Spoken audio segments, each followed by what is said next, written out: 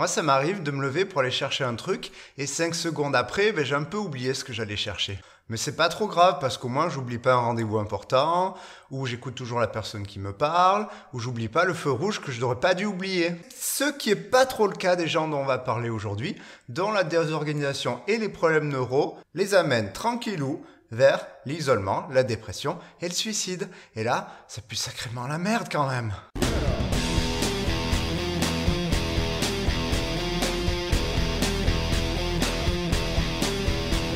Les TDAH, c'est les gens qu'on appelait avant les hyperactifs. Sauf que on a découvert que le problème principal, c'était pas l'hyperactivité. Le problème principal, c'était les problèmes d'attention. Donc on appelle ça maintenant le trouble déficitaire de l'attention, avec ou sans hyperactivité. Du coup, pour bien comprendre ce que c'est cette maladie, il va falloir qu'on comprenne ce que c'est l'attention. Alors l'attention, il y en a plein de types différents. Il faudrait à peu près 1 heure pour en parler, donc on va tout résumer de façon simplifiée en disant que l'attention, c'est ta capacité à décider ce sur quoi tu vas te concentrer.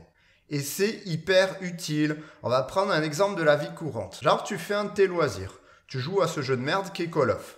Tu te concentres à 95% dessus et à 5% sur le reste. On sait jamais, peut y avoir un feu, faut faire gaffe, faut être prêt à réagir. Tu joues tranquille, tu déchires. T'entends un bruit, paf, 25% sur l'extérieur. Tu comprends que c'est ta mère qui rentre, c'est bon, c'est pas un cambrioleur, tu repars à 95% sur le jeu.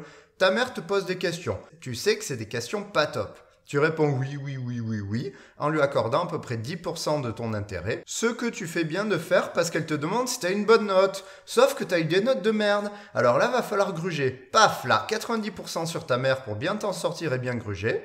Tu gères et tu reprends ton jeu à 95% dessus. T'as été nul pendant le temps accordé à ta mère à ton jeu, mais tu t'en fous. Au moins, t'as évité de te prendre une grosse saucée. Eh bien, si ton attention, elle déconne, tu peux difficilement faire tout ça et tu peux difficilement choisir la bonne chose sur laquelle tu dois te concentrer. Du coup, tu joues, ta mère arrive, tu captes rien, elle te parle, tu captes rien et tu te prends une saucée.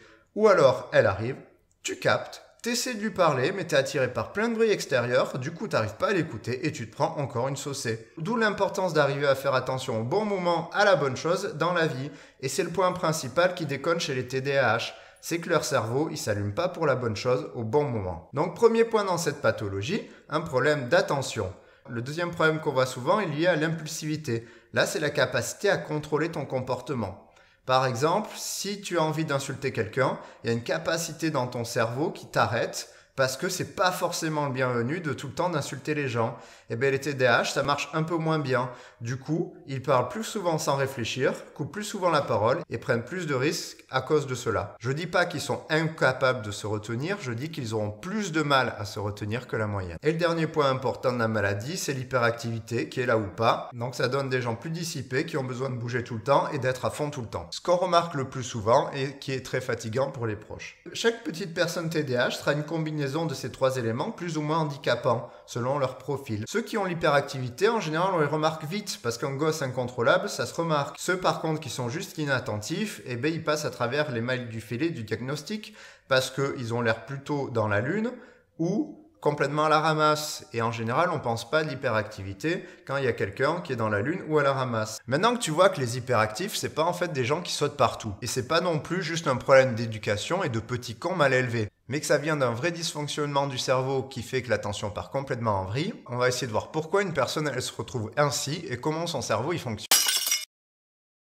Alors, le TDAH, c'est une maladie neurodéveloppementale. C'est-à-dire que ce sont des gens avec un cerveau différent et un fonctionnement différent. Alors, pourquoi ce petit cerveau, il va se développer différemment? Ce qu'on remarque chez les TDAH, c'est d'abord une forte composante génétique. Pas du tout rare d'en retrouver plusieurs dans un arbre généalogique. Aussi, on a remarqué l'influence de facteurs environnementaux. On a remarqué que des événements arrivant dans les premiers stades de développement de l'enfant, comme des carences nutritionnelles dans la grossesse, l'alcool et le tabac aussi dans la grossesse, des méningites ou une naissance prématurée, peuvent créer un TDAH. Le facteur principal à retenir, ça reste quand même l'héritabilité de cette particularité cérébrale. Et c'est sur cette magnifique petite explication succincte sur l'origine du TDAH que l'on va continuer à expliquer pourquoi un cerveau il est comme ça. Alors, comme c'est la rentrée, je vais surtout donner des exemples d'enfants qui ont un TDAH. Mais il ne faut pas oublier que les adultes aussi peuvent avoir un TDAH. Donc si vous voulez avoir des exemples d'adultes, il faudrait que je les recrée dans une autre vidéo. Donc dans la liste des sujets qui pourront être abordés, vous pouvez aller voter si ça vous intéresse par exemple de TDAH adulte. Et comme ça, je referai une vidéo avec des exemples de TDAH adultes. Parce que c'est pas exactement les mêmes problèmes. Les adultes en général vont plus trop à l'école. Par contre, faire leur papier, c'est difficile pour des TDAH. On n'aura pas le temps d'aborder tous les dysfonctionnements ou tous les soucis. Donc du coup, je vais en choisir quelques-uns. Et comme on ne connaît pas très bien ce que c'est l'attention, je vais surtout me focaliser sur tout ce qui est lié à l'attention. Et je parlerai un peu moins de tout ce qui est lié à l'hyperactivité. Donc il y a un premier truc différent chez les cerveaux de TDAH et ça se passe dans le lobe frontal. C'est vers l'avant du cerveau et frontal parce qu'il est devant le cerveau. Moyen mémotechnique. Dans ce lobe, en gros, tu as tout ce qui correspond un peu au chef d'orchestre de ton cerveau. C'est la partie qui va décider sur quoi tu vas te concentrer. Comment tu dois t'organiser, comment tu dois planifier ce que tu vas faire, quand tu dois te lâcher ou quand tu dois te contrôler. Quand tu bois, par exemple, elle commence à en chier cette partie et du coup, tu es vachement désinhibé. Eh bien, les TDAH, ils ont plein de fonctions que le chef d'orchestre est censé faire qui va commencer à déconner. Par exemple, il y a des gros problèmes d'organisation et de planification. On va prendre un exemple de la vie quotidienne. S'habiller, ça a l'air hyper simple pour nous. Sauf que ce qu'on ne se rend pas compte, c'est qu'il y a quand même vachement de choses à faire pour aller s'habiller. Alors, pour s'habiller, il faut déjà aller vers tes vêtements, choisir un haut, choisir un bas, prendre des chaussettes, prendre des sous-vêtements, choisir des chaussettes, mettre des sous-vêtements, mettre le bas, mettre le haut, mettre les chaussettes, mettre les chaussures. Et voilà, tu es habillé. Et toi, tu le fais spontanément et donc tout va bien. Mais imagine 2 secondes que ton chef d'orchestre, il décroche lors d'une étape ou en saute une. Ou alors même qu'il inverse 2 étapes. Eh ben tu vas te retrouver avec ton slip sur ton pantalon ou les chaussures sur les chaussettes. Et là, si ton gosse il se ramène comme ça avec un slip pour aller à l'école, eh ben tu vas le dire, mais il se fout de ma gueule le petit con. Ben non, il se fout pas de ta gueule, c'est juste son chef d'orchestre qui s'est planté et qui a inversé des étapes à réaliser. Et encore ça, c'est la version gentille, parce que quand ton chef d'orchestre il est complètement paumé dans toutes les étapes qu'il y a à faire, eh bien, tu risques de rester les bras ballants à ne pas savoir quoi faire. Et le gosse, il va rester les bras ballants, il ne saura pas quoi faire parce qu'il y a trop d'étapes possibles. Et tu te diras, mais il se fout de ma gueule ce petit con. Ben non, son cerveau il sait juste pas par où commencer et donc il reste bloqué. Et ça peut déconner sur des trucs tout cons, hein, parce que se brosser les dents aussi, c'est une dizaine d'étapes qu'on doit enchaîner. Hein. Et déjà que ça peut bloquer sur des trucs tout cons, imagine quand c'est des trucs compliqués, genre préparer son cartable pour la semaine prochaine. Là, ça devient vraiment n'importe quoi.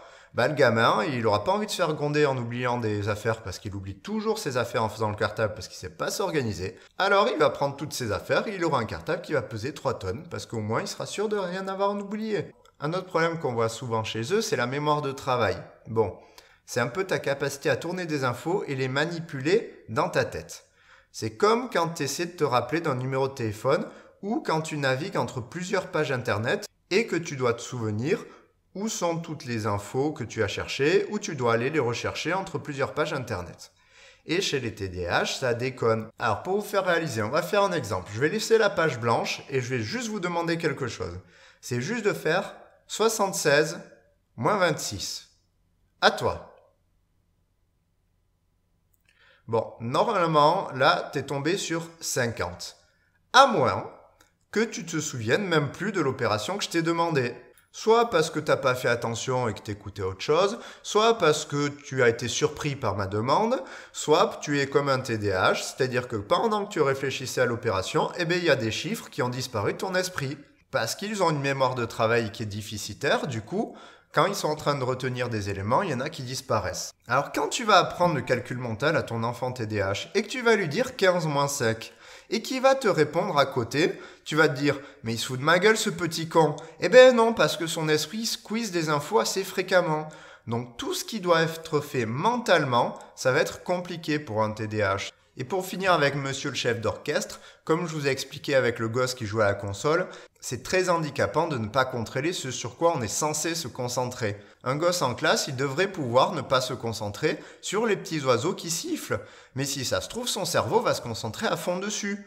Et plus gênant, c'est quand il va prendre son scooter et que son cerveau va déconnecter quand une voiture arrivera sur la gauche. Bon, il y a plein d'autres choses qui seront différentes chez un TDAH, même si on n'a pas le temps de tout voir. Par exemple, dans notre cerveau, il y a ce qu'on appelle le circuit de la récompense. c'est des parties de notre cerveau qui nous envoient des petits shoots de plaisir, comme quand on prend un bon petit bonbon tout rond, ou alors qu'on fait la queue pendant 1 heure pour voir son idole. On a remarqué que les TDAH, ils étaient plus sensibles aux réponses rapides, comme dans le cas du bonbon, et moins sensibles aux récompenses quand on les anticipe, quand on se projette dans l'avenir, comme ici quand on attend 1 heure. L'avantage d'un côté, c'est que les petites récompenses vont bien marcher pour l'éducation de ton petit TDAH. Par contre, ça va le rendre plus sensible aux addictions, puisque les addictions sont en fait souvent des récompenses très rapides à un comportement. Et là où tu peux t'apercevoir que ça peut partir vraiment en couille, c'est que si on associe un cerveau qui cherche le plaisir à très court terme avec un chef d'orchestre qui a du mal à le contrôler, eh bien on arrive facilement à des problèmes de comportement avec des gosses impulsifs qui ont des comportements déviants mais n'ont pas de capacité à le retenir. Bon, il y a un truc très chaud pour comprendre le TDAH, c'est que c'est un handicap invisible. Et au premier abord, les TDAH, ils passent complètement inaperçus. En plus, ils ont des fonctions atteintes qu'on ne connaît même pas. Le chef d'orchestre, je suis sûr qu'il n'y a personne qui le connaît quasiment. Et qu'en plus, les choses qu'ils n'arrivent pas à faire dans la vie sont tellement cons pour nous qu'on a l'impression qu'ils se foutent vraiment de notre gueule. Honnêtement, t'as ton gosse qui arrive, qui se brosse les dents, mais qui met le dentifrice après s'être brossé les dents, tu vas trouver ça bizarre. Et ta première réaction, ça sera pas dire « Ouh là là, je crois que son lobe frontal le déconne ». Non, non, non, pas du tout.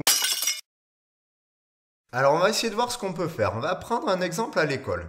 Notre petit TDAH, il est à la fin d'un contrôle avec ses potes. Il doit faire son cartable et partir. C'est con, mais lui, ça va partir en vrille. Déjà, le contrôle, il l'a foiré. Il n'a pas répondu à la moitié des questions. Bah oui, son attention a été détournée constamment par les petits oiseaux qui piaillaient à la fenêtre. En plus, il est dyslexique, maladie qui est souvent associée au TDAH. Du coup, il se foire alors qu'il avait bien bossé. Il comprend pas, il croit qu'il est nul, son estime de lui-même baisse. Ensuite, il doit faire son cartable. Mais son cerveau, il sait pas comment faire. En plus, le prof et les copains parlent ensemble, et là, c'est trop hardcore. Qu'est-ce qu'il doit faire? Son cerveau est perdu, il fait n'importe comment son cartable, il a pas de quoi faire ses devoirs, se fait engueuler par ses parents, son estime de soi diminue, sa relation avec ses parents se détériore, et en plus, il est passé pour une quiche auprès de ses potes. Alors on peut faire quoi pour lui? Bah oui, il faut faire un truc, parce que là il s'est fait engueuler et il se plante à un contrôle. Mais ça va lui arriver tous les jours. Ce qui va conduire au fil des ans à une baisse de l'estime de soi, un désinvestissement scolaire et des problèmes de comportement. Si vous rajoutez en plus des difficultés de contrôle des émotions et d'hyperactivité, vous finissez avec une population TDAH adulte qui, selon les statistiques, est 2 fois plus alcoolique qu'une population normale. Bah oui, parce que finalement, depuis qu'ils sont gosses, ils ont des problèmes et on leur a toujours dit que c'était leur faute. Premier problème à régler. Il foire son contrôle à cause de l'inattention et de sa lenteur. Il y a un truc qu'on a trouvé pour les aider, c'est ce qu'on appelle le tiers-temps. Un TDAH, il a droit, si l'établissement peut le mettre en place, à 30% de temps en plus pour passer ses examens. Sur 1 heure, par exemple, on lui rajoute 20 minutes. Une autre chose mise en place dans les écoles, c'est les AVS. C'est des gens qui viennent aider les personnes handicapées. Pour le contrôle, l'AVS du TDAH, elle pourrait l'aider à se reconcentrer dès que son attention part avant de perdre trop de temps à écouter les oiseaux. On pourrait aussi adapter l'environnement du PT en mettant son bureau en face du prof ou d'un mur. Comme ça, son cerveau a moins de risque d'être attiré par ses copains qui bougent. Chez lui, ses parents peuvent dire à tout le monde de ne pas faire de bruit pendant qu'il fait ses devoirs, pour pouvoir faire ses devoirs correctement. Ensuite, il a un deuxième problème. Il doit faire son cartable, mais son défaut d'organisation montre qu'il ne sait même pas par où commencer. Bon, là, déjà, il y a l'AVS qui peut l'aider. Mais aussi, on peut pousser son autonomie en lui créant des petites fiches avec toutes les étapes qu'il doit faire. Là, ça pourrait être quelque chose comme « Prends tes crayons, mets-les dans la trousse, prends ton cahier, mets-les dans ton cartable, regarde ton agenda, prends les livres, les devoirs, mets l'agenda et les livres, ferme ton cartable. » Et bien à force de suivre cette fiche tous les jours, l'enfant il apprend la procédure et n'a plus besoin de la fiche. On peut faire la même chose pour tout et n'importe quoi. L'exemple de la brosse à dents et l'exemple de comment s'habiller, ça marche très bien en faisant des petites fiches. Là aussi où c'est compliqué, c'est qu'il faut noter les devoirs. Mais avec les problèmes attentionnels, c'est beaucoup trop long pour lui. Du coup, on peut lui permettre de prendre des photos de l'agenda de son copain par exemple. Comme ça, au lieu d'écrire par lui-même les devoirs et d'être lent et de ne pas y arriver, eh bien, il suffit qu'il prenne en photocopie les devoirs de son copain. Alors, ce que vous voyez dans tous les exemples que je donne, c'est qu'on ne peut pas le soigner. Son cerveau, il est comme ça, il le restera toute sa vie. Il y a juste des médicaments qui peuvent limiter les dégâts, mais la personne, elle restera avec ce cerveau. Le mieux pour aider un TDAH, c'est de comprendre déjà toutes les fonctions qui déconnent et ensuite de trouver des petites idées créatives pour réduire le handicap. Bon, évidemment, avant tout ça, faut qu'on sache que la personne, elle est TDAH. Pour le diagnostic, il y a 3 points nécessaires que la personne qui fait le diagnostic doit vous parler. Premièrement, il y a l'examen de la personne et si elle correspond au profil d'un TDAH. Là, c'est tout ce dont on vient de parler. Ensuite, il y a des examens qu'on dit neuropsychologiques qui testent toutes les fonctions du lobe frontal et les fonctions attentionnelles. Comme ça, on peut savoir si la personne se situe dans la normalité ou alors a vraiment un déficit de l'attention.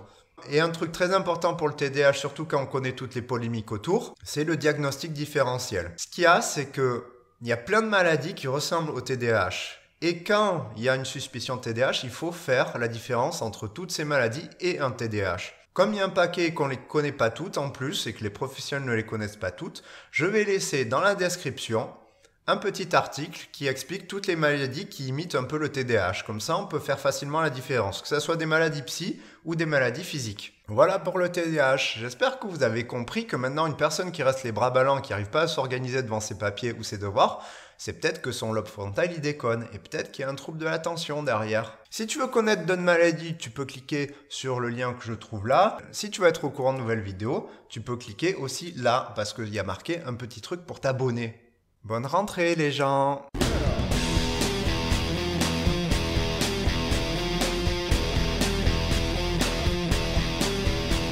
Remarquerez vite s'il vous fout de votre gueule. Par exemple, il y a ton gamin qui s'habille avec le slip sur le pantalon. S'il est TDAH et que tu lui mets une fiche, je suis sûr qu'il sera très très content de pouvoir s'habiller correctement. Et si c'est un gros chieur, ton gamin, tu verras que même avec la fiche, il gardera le slip sur le pantalon. Pika pika.